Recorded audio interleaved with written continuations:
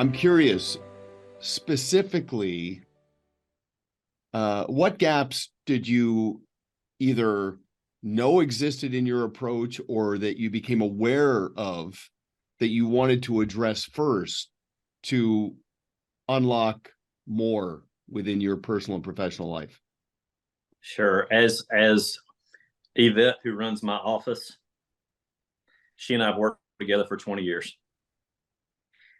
As any relationship that's a long relationship like that, you get to know people very, very well. But you also can get into, I don't know, you can get into some ruts, and you can get into some things that it's always been like this, and this is why it is, because it's always been like this. And when you upset that status quo, um, it can be upsetting. Mm-hmm. For fear of not, I don't want to sound like Yogi Berra or anything, but to upset the status quo can be upsetting because it's upsetting.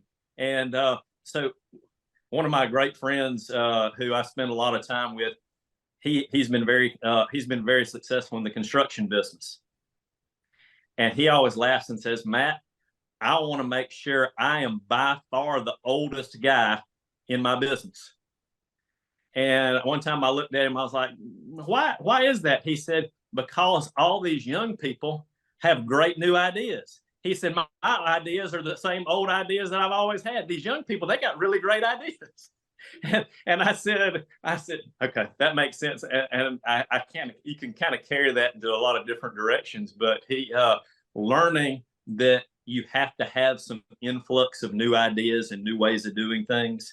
You can know what you need to do, but another friend of mine said, knowing something doesn't change anything. You got to do something about it. And so making that decision that we knew we needed to have some defined roles.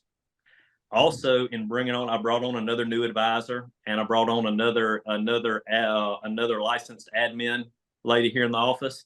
And so I knew that we had to figure out some ways to define what those roles were, but also to make it to where those people could develop into the next stage and the next stage and the next stage. Because I don't want to be the person necessarily that is making the most money or being the rainmaker forever. I want to have these other people rainmaking and doing these things. I want to see them grow. I know all the people that have helped me. I want to do that. I want those people to go, yep, Cardella got me started, and look how much farther I've gotten than he has.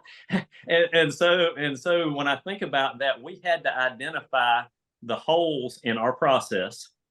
We had to identify the holes in our organization, and we had to identify, all right, what are they? What do we need to do to address them? And am I equipped to address those, or do we need to do X, Y, and Z? And so it was, we knew that there were some issues, and they weren't big. I mean, on surface, man, it looks like that's the best, well-run, well-oiled machine that there is. But when things aren't quite what they need to be, but you have to be smart enough to know that there's experts that'll help you address them.